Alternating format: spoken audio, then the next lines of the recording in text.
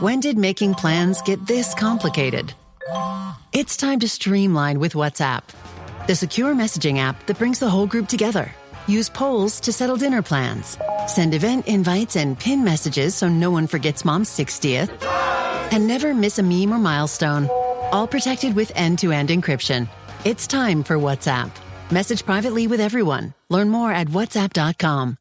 We were actually approached by Porsche Design. At first, we said, well, what does Porsche have to do with real estate? So we had a few think tank sessions and we said, well, let's make the building for guys who love their cars. I'm the only guy who can actually bring in passengers in the car. What I've noticed when I did Porsche Design Tower, people are afraid of new things. The reaction to the car elevator then, it was strange. It's amazing how the human automatically goes to the negativity. It's a freaking elevator. It goes up, it goes down. Shawn French, what up?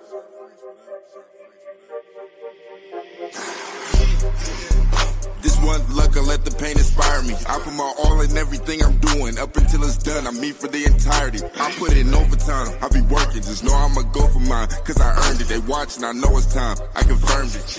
A whole society determined to show.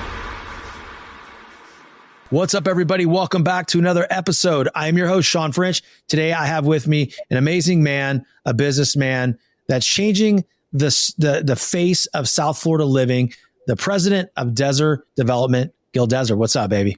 Hey, how you doing? Good to be here. Hey, man, good to have you. You're doing so many amazing things. It's like, I live in Florida, right, on the West Coast, and go to Miami often with the family. See all these beautiful buildings, right? All these cool things on the ocean front. And I never really know who's behind them. But now I'm sitting with the guy, the man that is responsible for these beautiful things. So super excited to have you on the show. Thank you. Thanks for having me. Hey, heck yeah, man. Heck yeah. So listen, for the audience listening that may live in Iowa or California that doesn't know much about you or Dezer Development, can you give them a little background on what it is that you do? Well, Dezer Development is, we like to consider ourselves the foremost best real estate developer here in South Florida. We are not the biggest per se, but we build the highest end quality products and buildings primarily on the best locations in Miami, from anywhere from downtown to the ocean front, including Midtown, several other sites where our niche was that. So you're about to make a trade based on a friend's text. But which you do you listen to? Is it, we could buy a house in Tulum? Get optioning those options. We could lose everything. Or let's do a little research. Get your head in the trade and make the investment decision that's right for you. Learn more at finra.org/trade smart. I'm one of the few developers who don't have the ego that needs to put his name on his building. So I don't mind having other brands on my buildings. And we started that off in 2001 with our now president, Donald Trump.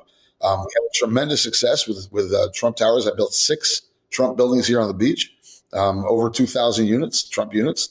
Between 2001 and 2007, 2008, we got caught in a crisis.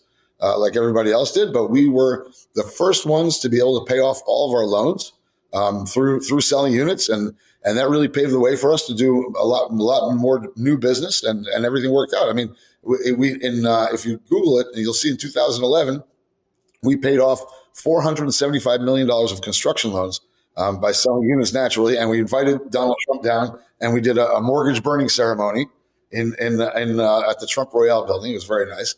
And the mortgage burning ceremony.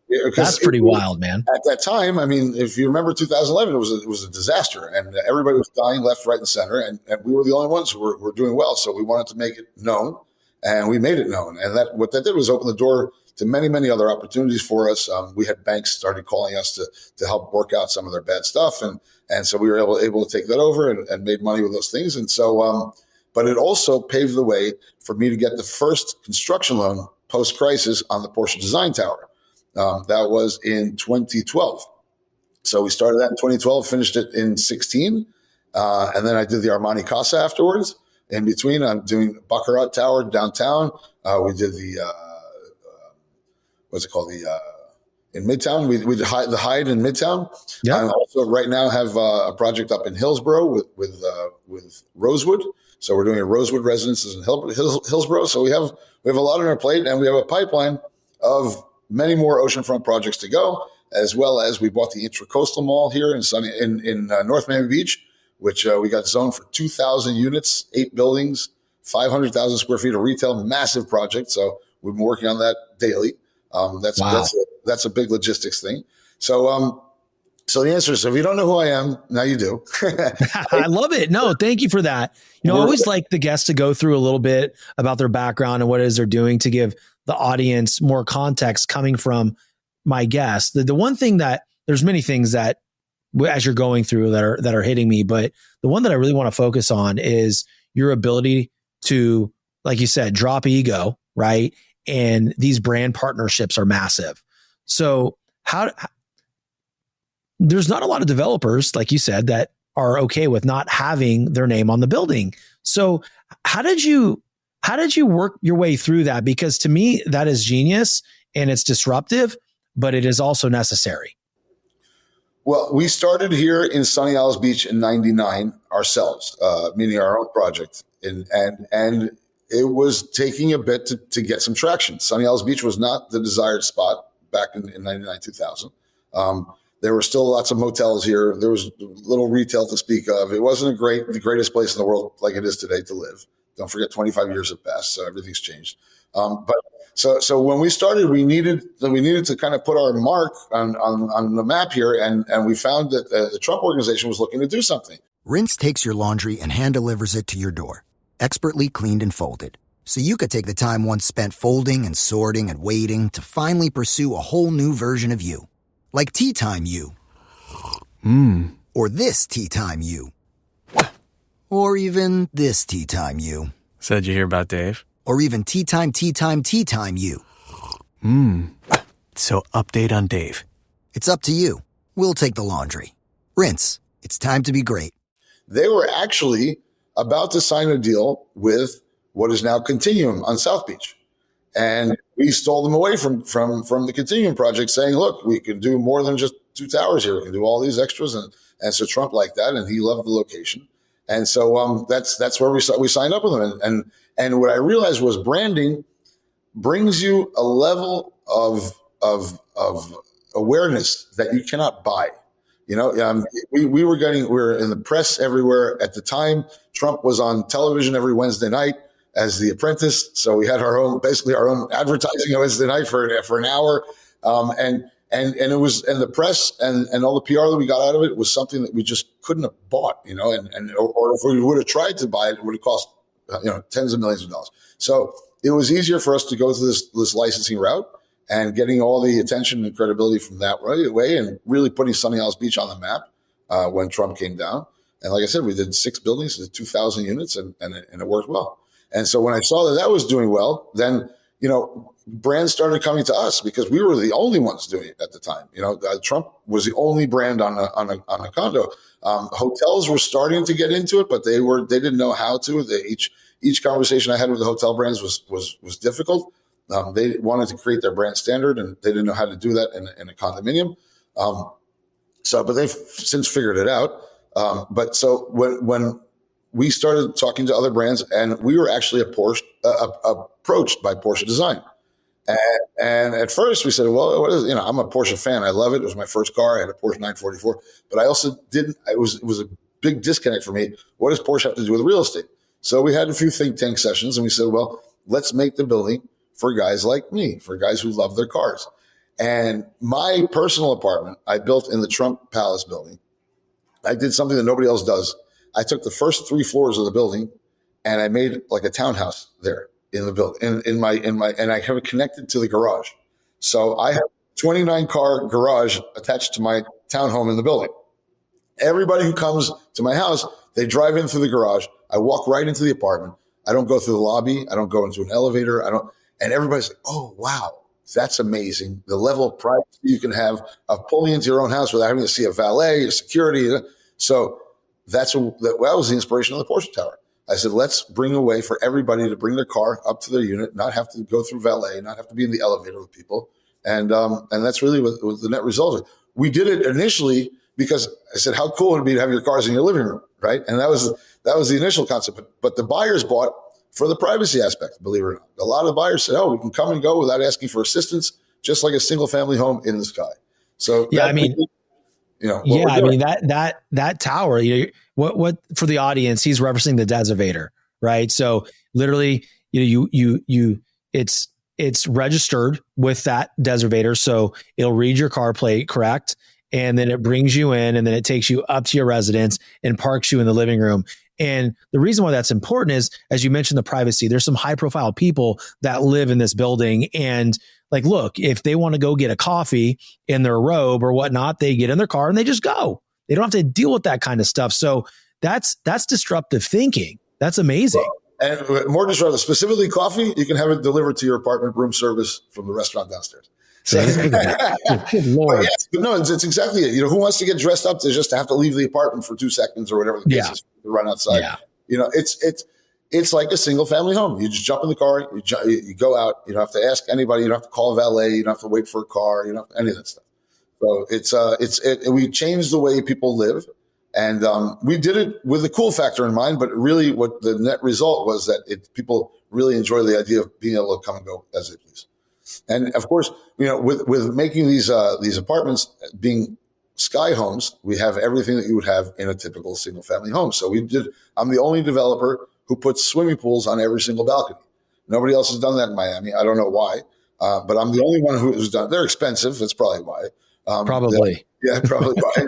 I mean, if you think about it, it adds another almost $100 a square foot to the unit in cost. But it's worth it. I think it's worth it. I think it makes the product that much better. So, we're not the cheapest guys on the street, but we're also not the most expensive, but we give a lot of value for what you're buying. It just seems like there's more of an experience, right? I mean, if you're going to live in premium, isn't it the largest oceanfront property in South Florida? Well, no, this one, no. I'm the largest oceanfront owner in South Florida. But this one single property is a 2.5 acre site. It's big. It's not tiny. Yeah. But it's the biggest. The thing that I really enjoy about this is from an outside perspective, Gil, like you're in it, you're building this, you understand why. But for somebody like myself that's on the outside, there's so much value that is built in and really kind of points of like in awe of what you've created with that Porsche Tower, now doing it again with the Bentley Residences, right? Because there's going to be a Deservator in there. Like that experience to me is just, I look at it and I'm like, does this guy really understand what he's doing? Like, and I don't mean that in a condescending way. I mean like the like how big it actually is. I understand. My question is, how come the world hasn't seen it yet? I went ahead and spent millions of dollars patenting this system. I'm the only guy who can actually bring in passengers in the car, because I did take an automated technology, something that's been automated parking technology, which has been in existence for many, many years, but I adapted it to have a human inside the vehicle. And so there's a lot of creature comforts and safeties and things like that have to be done. And, and from all those people out there on the business side of things, if you want to understand the business model of it, because the elevator does cost almost $100 million to put in. But at the same time, now every parking space, you can sell it. And so that's what we're doing. We're selling the parking spaces as part of the units. And so that's how we're recovering our costs. And so it's not just a cool factor, but there's also a business model behind it. And that's why I went ahead and patented this concept, because once people understand that you can actually sell your parking instead of giving it away, which every developer gives it away, right? They have to get 2 spaces per unit or whatever the case is. So the only difference is that the buyer here actually appreciates that, and they want their car upstairs. Some other people say, I have 1 car. I come here 3 months a year. I don't even have a car. I rent a car. Then this is not for you. It's not for everybody. Yeah. Yeah. Agreed. And let me ask you a question, because you said, why hasn't the world seen it then? What do you think it is? Like, why do you think more buildings aren't adopting this? Where do you think the hang up is? People, what I've noticed when I did Porsche, when I did the Porsche Design Tower, people are afraid of new things. And the reaction to the car elevator then was like, it was strange. Oh, this is never going to work. Oh, it's going to be broken. Oh, it's going to this. Oh, it's going to that. Oh, how do I get my car down? Oh, And I'm like, guys, everybody's was worried about it's amazing how the human automatically goes to the negativity, right? Yeah. Maybe Yeah. I'm foolishly optimistic on all my thought process, but at the same time, I tend to oversimplify things. I do. But I said to the guys, it's a freaking elevator. It goes up, it goes down. It goes up, it goes down. So it has a little dolly on it that shoots out a car. Okay, that thing's been working for 100 years, or not 100, it's been working for 20 years already. We didn't invent anything. We bought off-the-shelf parts that just combined them in a way that nobody's ever put them together. So all those naysayers, I remember my competitors at the buildings next door telling the buyers, "Oh, you don't want to buy at Porsche. What happens if you need to go to the opera and you can't get your car down from the elevator?" Like instilling stupid ideas of fear in people. Guys, it's an elevator. Goes up, goes down. And yeah, it's just like, do you get an elevator at the mall? Probably. Right. I mean, it's a cool looking elevator. It goes 800 feet per minute. It carries a car, but it's an elevator. And so once people actually started using it, and then now the building's been working there for like the last 9 years, 9 years, and the elevator is not broken, and people are not late to get their car down. And so I said to those salespeople over there in the other projects, who's going to listen to you now? You talk so much nonsense that and none of it came true. Who's going to pay any attention to you today? So that's where we are, and that's why I think why we're outselling our competitors, because the same people who are instilling fear to potential buyers are now realizing that they're all wrong. What people don't understand is when they do smear campaigns like "Don't buy in a Porsche building because you're never going to be able to get to the opera." Right. All they're doing is saying, "Go look at the Porsche building. Go right. check it out." It's almost your best marketing at that point, especially if it's next door. Like, well, we're here. Let's go check it out over there. And also to your point, the human mind, and I'm like you, I'm an internal optimist, like probably too optimistic. If I say I want to do something, I don't tend to think of all the things that can go wrong. I'm intentional on what can go right, so I stay in that frequency. But so many people, entrepreneurs in general, right? They go through this thing like, what if it doesn't work? What if this breaks? What if it's not seen? And so I'd like for you, dude, because like you've done so many amazing things, like tell the audience how they can get through that thought process, because this show is based on the premise of being determined, and everything that you've accomplished in your company and the buildings you're building, like there's a massive amounts of determination involved, because it's not always easy. So how would you help them? It was more than not easy. It was close to impossible. But my answer is every no gets you closer to a yes. And that's really what happened. I mean, determination was exactly that. We went to the elevator department with this whole concept, and to the fire department, and they said, "This is cool. This is great. This is amazing. We can't approve it." And we said, "Well, why not? It's an elevator. It goes up and goes down." They said, "Yes. What we can approve is a box that goes up and down, and with a door that opens side to side and people walking in and out. It's an elevator, goes up and down, but it's not a box. It's carrying a car full of fuel that can light up on fire." That was what the fire department said. When you have a car full of fuel, every time you start the car, you have an inherent risk of explosion, which I guess they're right. I mean, the car is combustible, and it's so I didn't want to argue with them. That's where we came up with this dolly piece that picks up the car. The engine is off. The car is in park. So it picks up the car, slides it into your garage, and drops it right in your garage, pulls out. So that's how we did it. We said, okay, well, what happens if we don't start the car? And so, like I said, every no got us closer to a yes. And that's how, like you said, determination. We didn't know if this thing was going to work. We didn't. And there are a few nights where we said, well, what happens if it doesn't? And what happens if this? And my contractor said to me, what happens if this elevator doesn't work the way you want? I said, well, we have a bunch of garages there that will turn into an atrium in the middle of the building and create everybody indoor balconies. I said, if that's the worst case, as a joke. I said, what's not going to work about it? It's an elevator. We're going to make it work. Whatever is broken, we can fix it. It's, from the design standpoint, it was properly designed. And there are a lot of unknowns. And there were some things on learning curves after a couple of years. For instance, we put in the wrong wheel type for that system that slides in and out, that we put in these rubber, like skateboard wheels, if you will, and they were wearing out really fast. So we had to find a higher compound. But like nothing that's impossible, everything can get fixed. So, that's my philosophy. As there's, and unfortunately you have to throw some money at it, at every single thing. But and to go into this thinking that it's 100% is also foolish. You gotta protect your downside. But I also picked some of the best people in the world to do this, some of the best contractors to build these things. I looked at what they've done. With the guy who built the lift at the Dezer at Porsche, he's done some serious specialty lifts all over the place, for anywhere from lifting up Mack trucks to you name it. Yeah, so he was the right guy. And we wanted to use him again, but then fortunately enough, I was approached by Otis Elevators to come in and potentially even buy the patent of this thing and do it for the Bentley Tower. So we've signed up now with Otis, which was a big coup for us because they're the biggest elevator company in the world. And not just that, but based on this patent that I have, they have the ability to go and sell my patent to other developers around the world and build it around the world. Come on, man. That was the other thing. I mean, you can have a patent, but if you can't execute on it, it's kind of worthless. So now I'm gonna teaming up with Otis. We're gonna be able to build these things everywhere.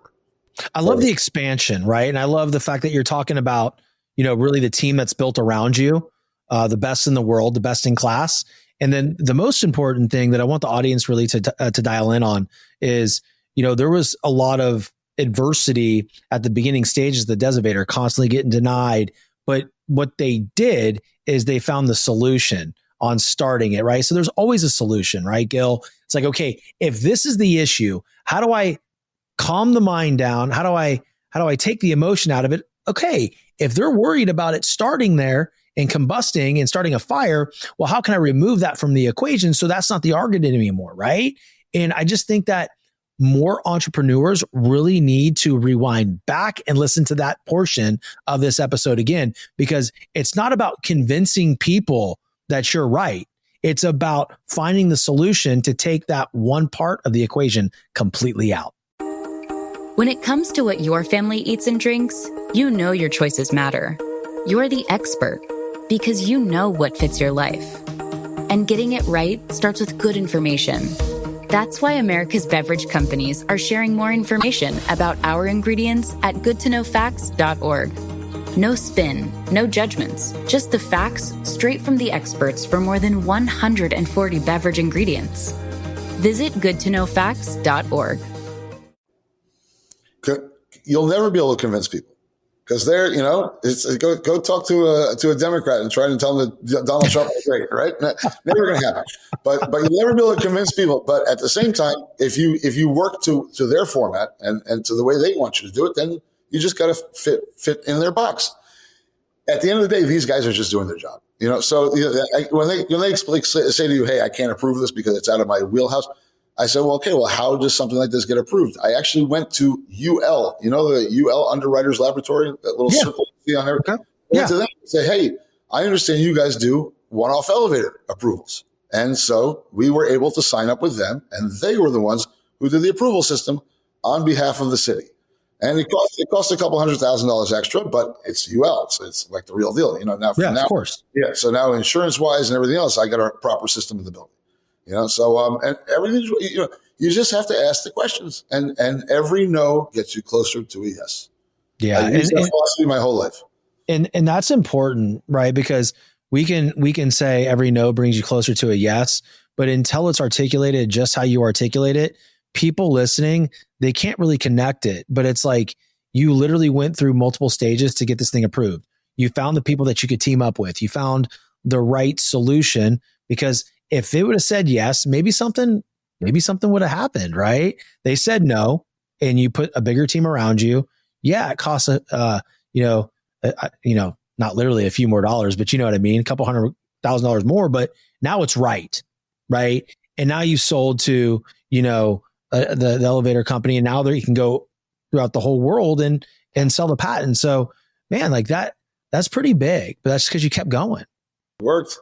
Yeah. Sure did. That's where the disconnect is, though, Gil. Like, people, they see people like you, and they're like, "Well, of course it's easy to say," or they come to me and like, "Of course it's easy for you to say. You have a big show." It wasn't always that big, right? It wasn't always the case. I had to find ways to grow when I didn't have a budget, when I didn't have certain things, right? So it just, I love when my guests share these moments of adversity with the audience, because then they can connect it to what they're going through right now in real life. Yeah. And that's it. Perseverance is everything, Oh, come on. But most people have the perseverance. They just don't realize that they're doing it. There's always something that somebody wants real bad, and well, even if it's just a piece of jewelry for a woman or whatever case is, they don't realize that they want it, and they're going crazy for it, and they finally figure out how to get it. So if you want something really bad, there's the human nature is you figure out how to get it. Well, it's so funny because most people think it's like these big, massive movements every day, right? It's like, okay, I got to go from A to Z every single day, right? And they're probably thinking that's what Gil had to do. But really what it is, it's little process movements. Like if I can... But you got to keep Z in mind at all times. Always. Yes. But that's, you got to get towards the goal. That's it. Little steps towards the goal. Baby steps. You have to. Yeah. And as long as you can retire every night saying, okay, I moved it down the field a little bit more, right? I did the right small steps to get to the ultimate goal of, which is Z, of getting this done. And I just think too many people try to go to AZ every single day, and you just can't do that. Yeah, especially in construction. There's no instant gratification in this business. It takes 7-8 years to develop a building. So, A to Z is an 8-year process. You just got to make sure you're moving along. And so with Z, with the goal in mind, that's it. How does somebody like you you're a visionary, right? So you can see something before it's completed, and, it's going to take 7-8 years for this thing to come to full fruition where you can put your hand on it. How do you go through and how do you manage delaying that gratification? Well, I mean, it's one of those things where you manage your own expectations, and if you know what's happening, and that's what I tell my salespeople here. I say, your job here with the buyers is to manage their expectations, and manage so they understand what they're buying, when they're getting it, how they're getting it, et cetera. So you don't have upset customers walking in when the building's delayed 3 months or their flooring is not done properly or whatever the case. There's ways to manage expectations of people that if you, and especially the communication with our buyers, we are completely transparent on everything. We don't try and play any games. So they appreciate that because at this level, the buyer is no dummy, so you can't talk to them like they're children.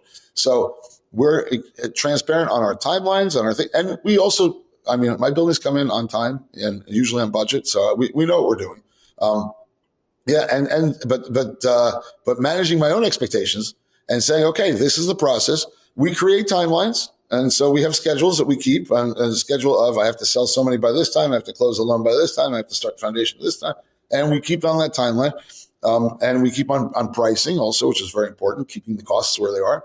And so it's just a process. You have to believe in the process and you have to believe in how you do the process.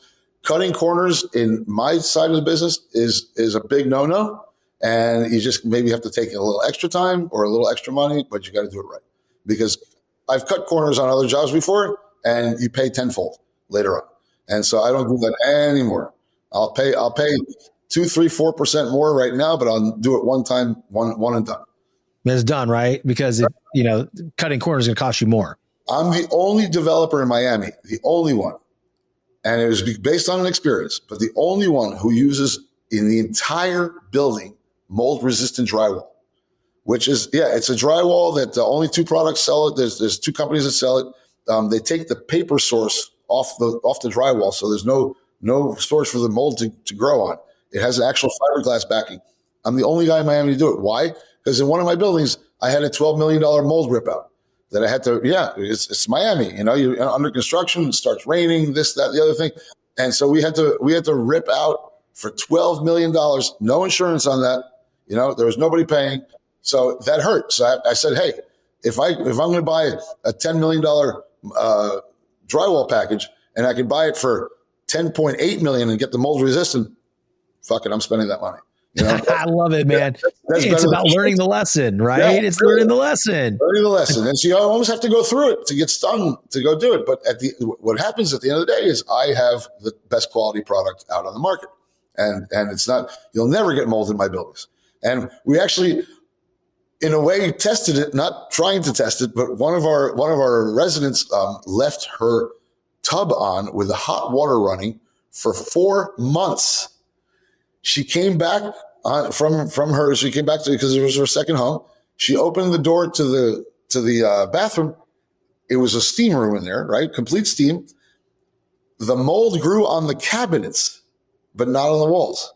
And it was very interesting. And I was like, wow, this stuff really works, So we probably, we properly tested it, and the product is there, and it's a good product. So that's why I'm the only guy who does that. I spend the extra money, but we build quality stuff. Look, man, I know the environment. I live in Florida too. It's almost comical to me that more people aren't doing that because it is very wet.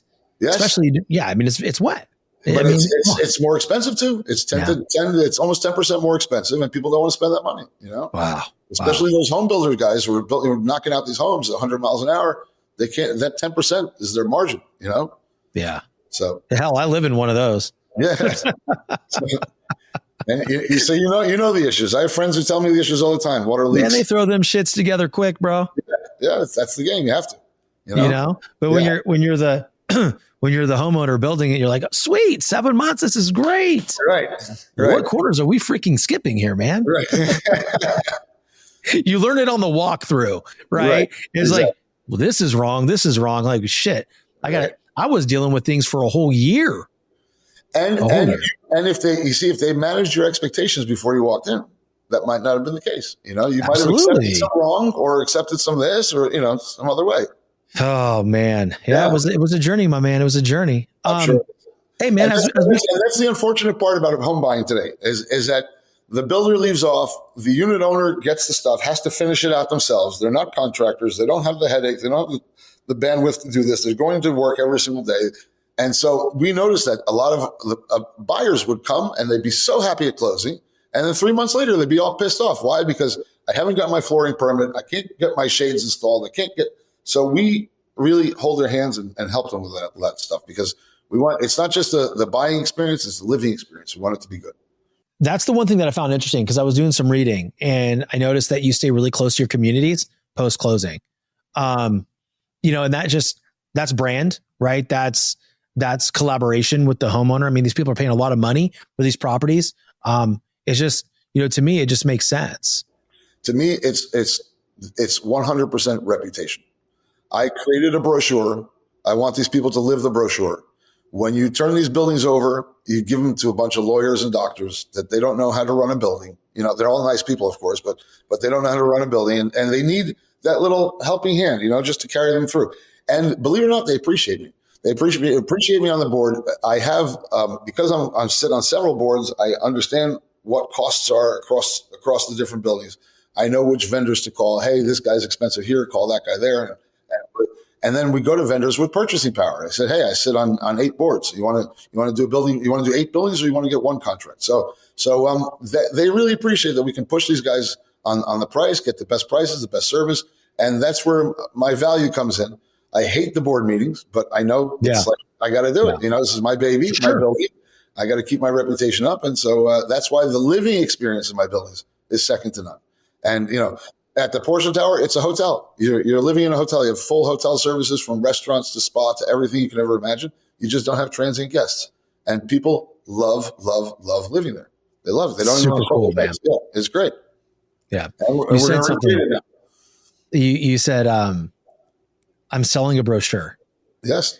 And I think that's something, man, that, a lot of businesses don't take into account when a consumer looks at something. Okay. They're looking at the only marketing piece that they have, right? They're looking at what's this going to look like? What's it going to feel like? And most people fail to deliver that rendering. Exactly. And as long as you build the building right, the next question or rub is the level of service. And that's where, you show, hey, we have a spa, so all these buildings, they have a spa and it's great. And you go to the spa, but there's nobody attending the spa. There's no towels at the spa. You can go down to the gym and then you have to run back up to your apartment and sweating and whatever. That's not level of service. My spas have attendant 24/7. We have classes. We do fitness. We do yoga. We do aerobics. We do all that fun stuff. I tell them, I love programming in the building, but I don't want it to be like old people programming. Right? So we do a lot of fun stuff in our buildings also.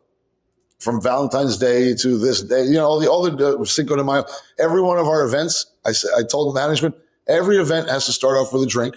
So everybody gets in the mood, I love it. It's just a great place to live. People love it there. We had an illusionist coming next week. And so, he's going to, no way. That's about, they invited me, they told me to come. So, that's bad, dude. Yeah. It's a fun place to live.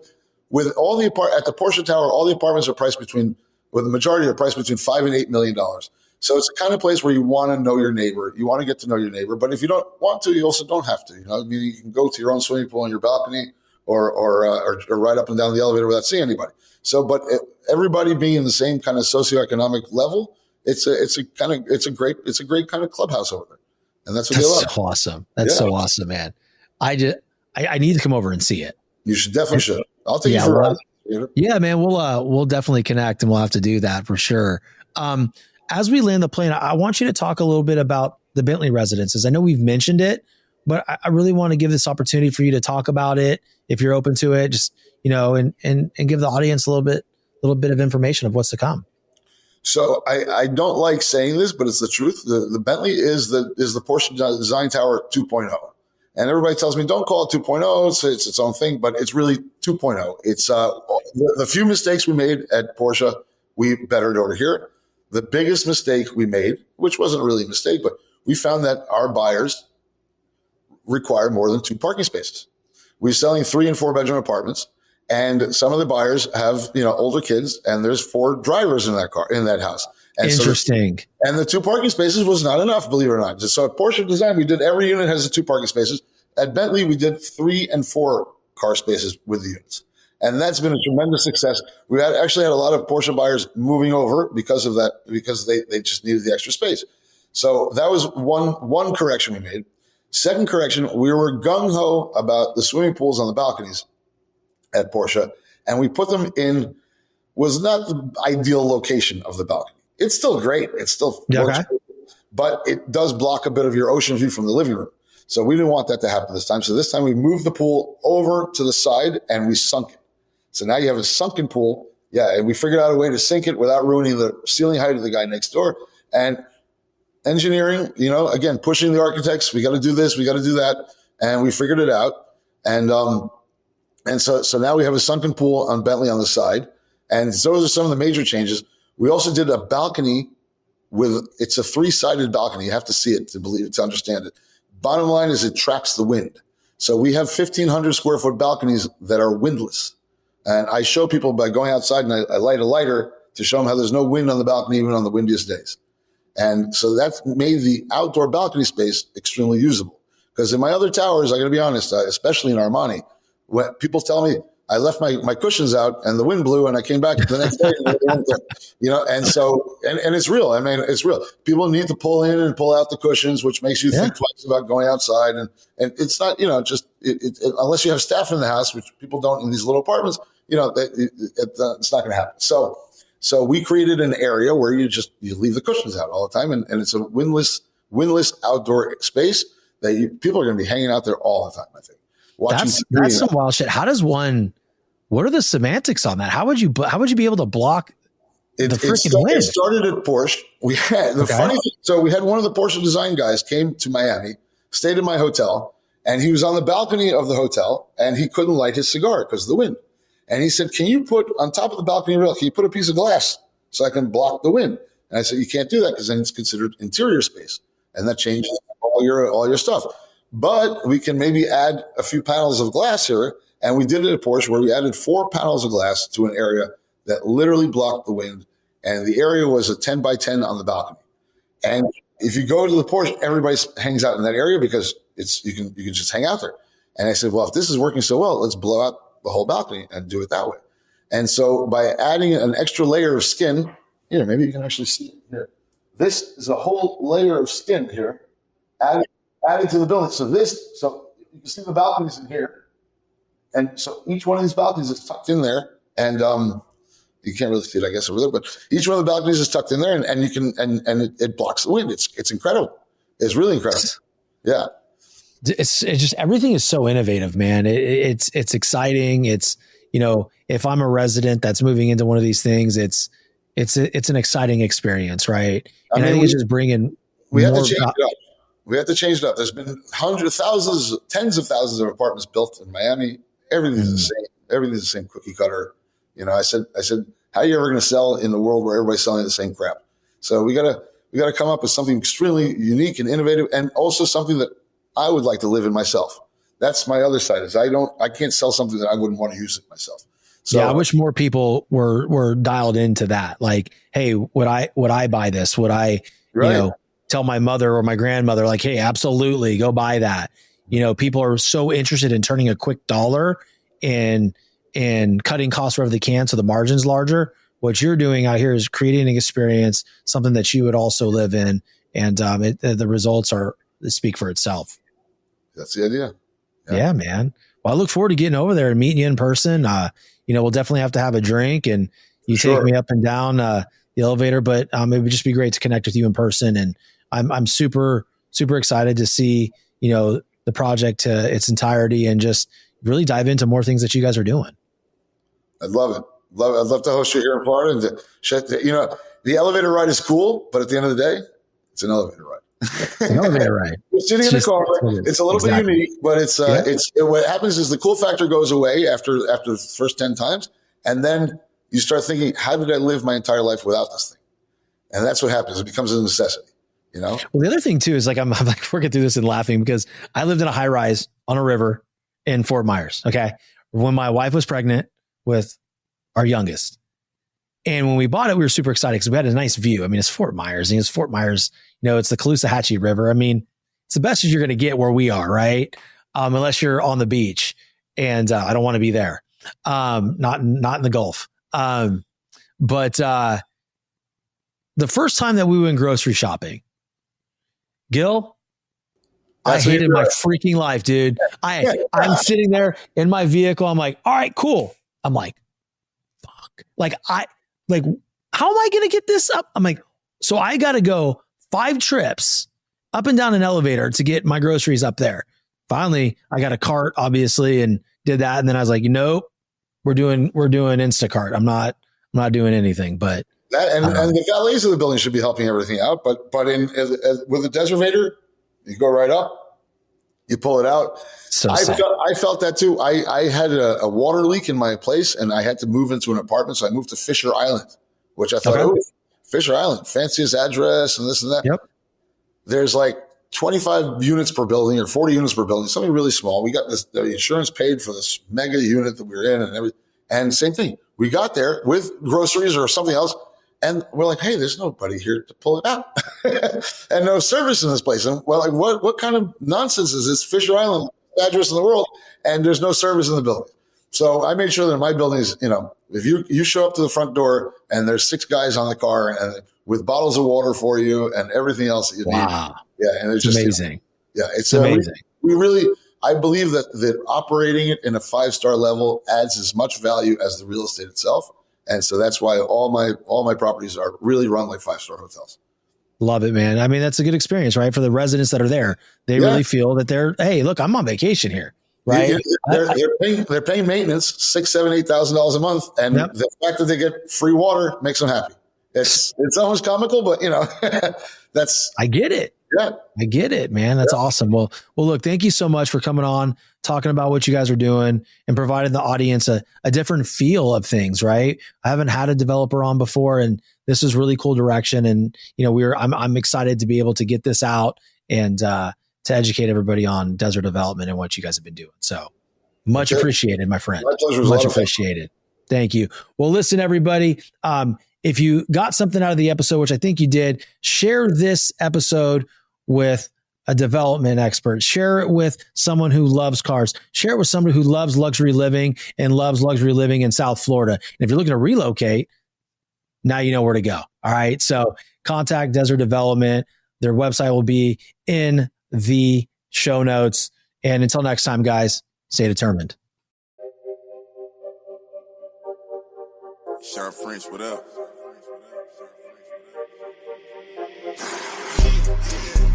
This one luck, I let the pain inspire me. I put my all in everything I'm doing. Up until it's done, I'm me for the entirety. I put in overtime, I be working. Just know I'ma go for mine, cause I earned it. They watching, I know it's time. I confirmed it. A whole society determined.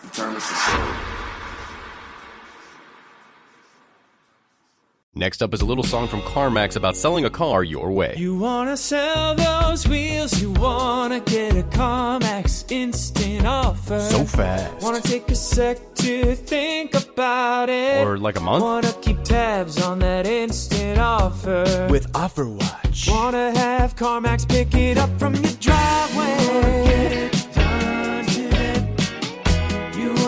So, wanna drive? CarMax. Pickup not available everywhere. Restrictions and fee may apply.